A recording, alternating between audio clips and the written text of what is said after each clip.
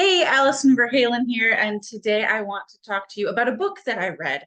Actually, I was introduced through a mutual connection to a web designer slash developer named CJ Gilbert, who has a ton of videos on YouTube. So I highly recommend you follow him on there at Gilbert Studios, and connect with him on LinkedIn. He shares his videos on LinkedIn a lot, as well as other content, the occasional blog post, which you know I love.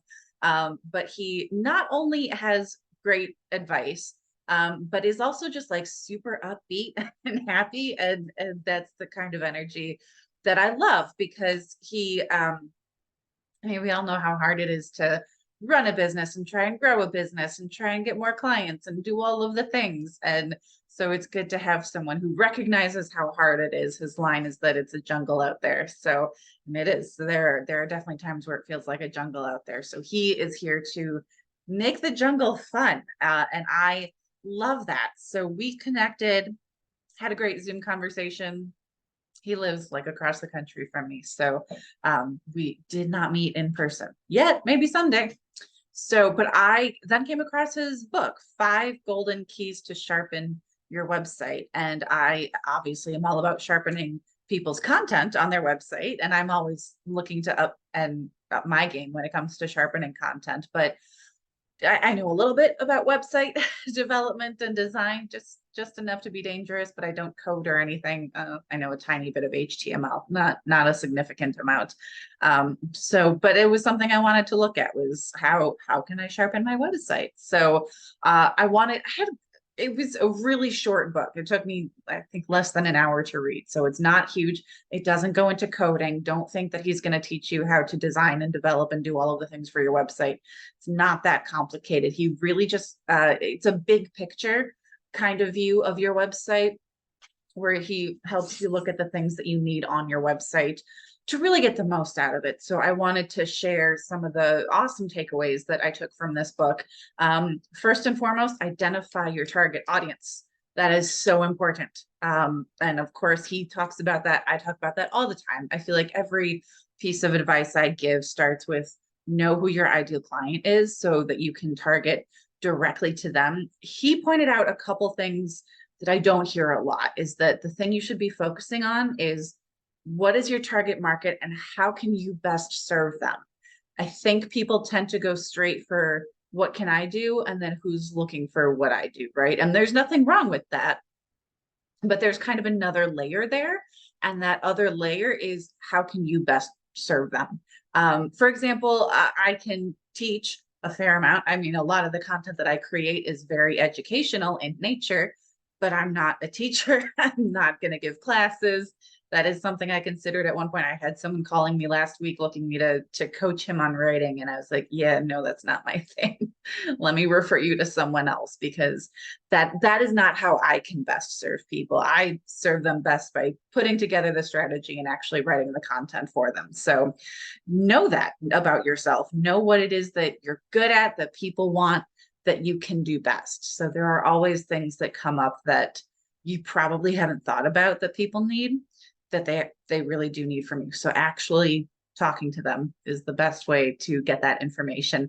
The other thing he brought up, which I don't think I've ever heard anyone mention before, is along with the demographics, the psychographics, all where they're hanging out online and in person, all the things you need to know about your target audience. He absolutely emphasizes those, but he also mentioned know their capabilities, which is so important and something that never gets talked about a lot. So I was just talking to a client actually this morning about her blog, and she was like, do I have to set this up myself? How long will it take?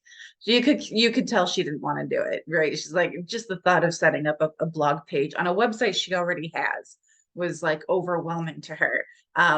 Could she do it? Yeah, she absolutely could, but she doesn't want to. And there are tons of people who can't. Let's be honest, they just can't.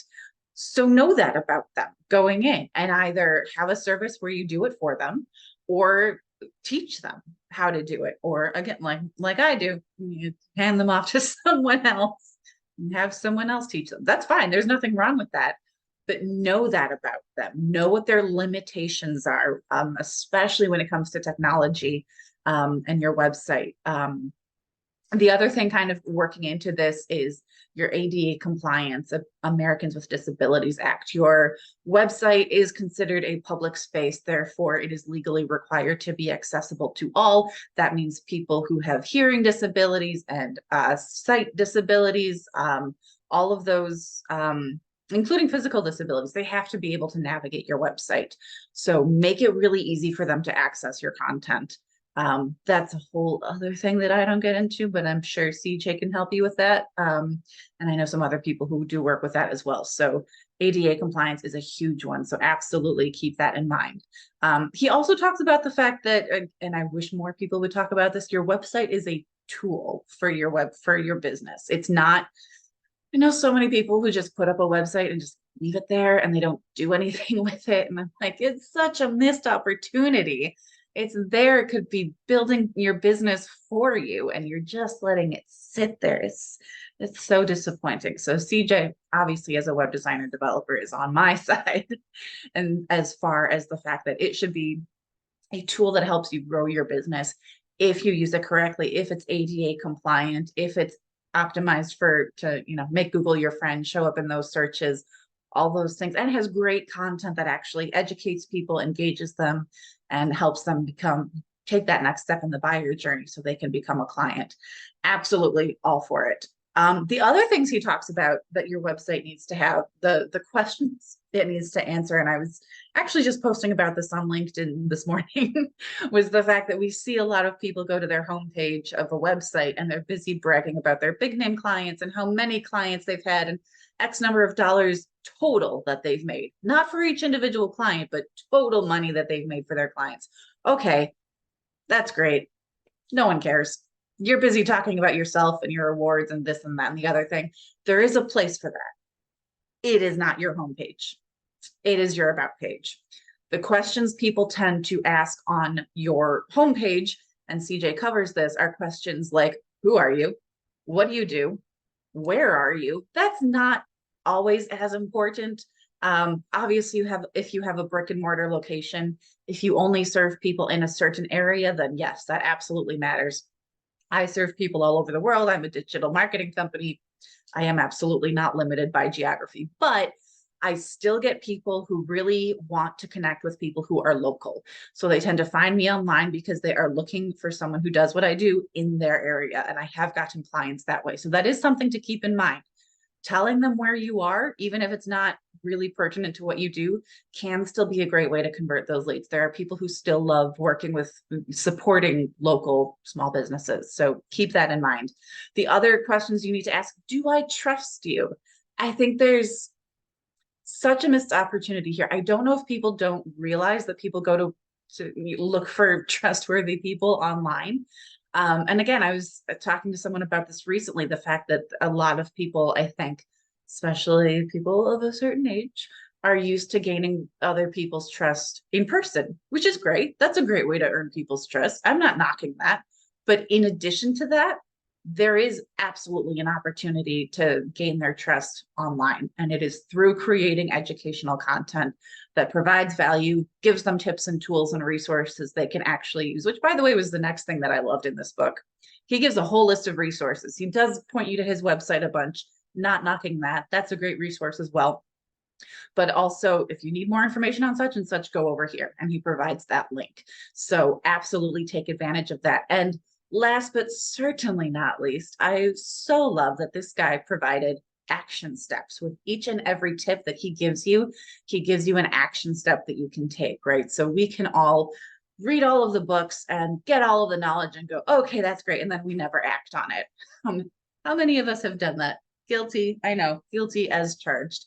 So this book really, again, it's super short, but it packs a lot of value into this super short book. I love it so much. So, and then at the end, he compiles that list of action steps he wants you to take. So they're all there in one place. So if you ever forget, instead of flipping through the book, which again won't take you that long because it's super short, but you could also just go to that page towards the back of the book and look at that and actually take the action. And I lied when I said last but not least, because this really is the last thing that I loved about this book. He's a cheerleader. Like I said, his whole vibe online has always been positive and upbeat, and you got this. And I love that about him. And it absolutely comes through in this book. It is not a dry, boring, your eyes glaze over because you're trying not to fall asleep while you read it kind of a business book. We've all read those business books, right? I know I haven't. Some of them have great content, not such great writing skills, right? CJ has great writing skills that really keeps you engaged. And he's your cheerleader. He's literally saying, hey, you're reading this book. You are doing stuff to further your business. Good for you. And he's just there to cheer you on. And I love that. So again, check out CJ Gilbert. He's on LinkedIn. He's on YouTube at Gilbert Studios.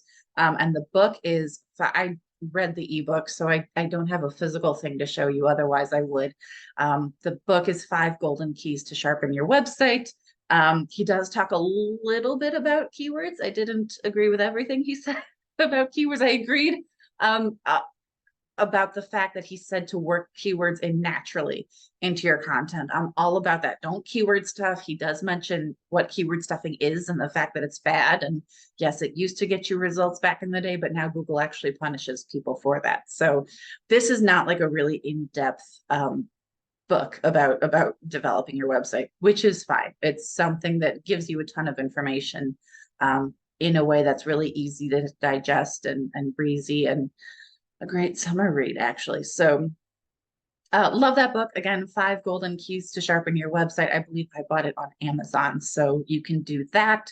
Yeah, and if you do want a deeper dive, especially into the content and SEO side of your website, I do want to shout out my book real quick, Content Marketing Made Easy, which you can also find on Amazon. So that is it. That is everything I have for you this week.